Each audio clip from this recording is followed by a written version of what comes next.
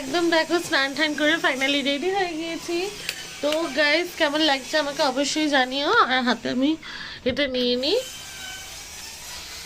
এই যে আমার লুগোকে আনতে যাব, তার কার্ড রয়েছে এটার মধ্যে। কার্ড ছাড়া কিন্তু স্কুলে বাচ্চা একদমই দেয় না। আর কালকে একটা মারাত্মক ঘটনা হয়েছে, তোমাদের সাথে ছোট্ট করে একটু শেয়ার করি। মানে বাবা মা ছাড়া কোনো বাচ্চাকেই অ্যালাউ করে না।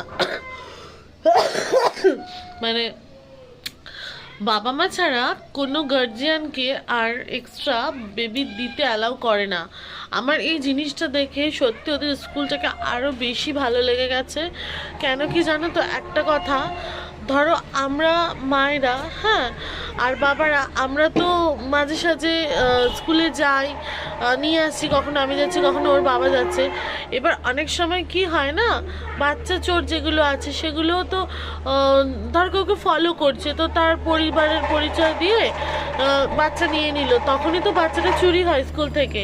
তো সেই দিক দিয়ে দেখলাম আমাদের ইন্দিরা গান্ধী প্রচণ্ড মানে মানে সিরিয়াস, মানে একজন গার্জিয়ানের ফ্যামিলি থেকে হয়তো তার বাড়ির গভর্নর এসেছিল তাকে নিতে, বাচ্চাটাকে নিতে, বাচ্চাটাকে যে দেখাশোনা করে, তো তার কাছে কিছুতে বাচ্চাটাকে ছাড়লো না। ফাইনালি ভিডিও কল করে তার বাবা মাকে বললো যে হ্যাঁ এটা আপনার বাড়ির লোক, তাহলে ঠিক আছে দিচ্ছি। মানে কতটা সিনসিয়ারলি ভাবে করলো, আর আমার দেখে এত ভালো লেগেছে যেন সত্যি আমি একটা সত্যি খুব ভালো স্কুলে দিয়েছি, এবং টিচাররা তো ভীষণই ভালো।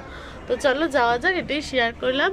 আর প্রত্যেকটা স্কুলে আমার মনে হয় এরকমভাবেই সিরিয়াস থাকা উচিত, তাহলে বাচ্চাগুলো সেফটি থাকবে। কারণ ওরা ভীষণই ছোট এখন, অন্তত যতক্ষণ 5-6 অবধি উঠছে ততক্ষণ ওদের কোনো মানে সেই জ্ঞান বুদ্ধিটা হয় না। তো এইরকমই সিরিয়াস থাকা উচিত।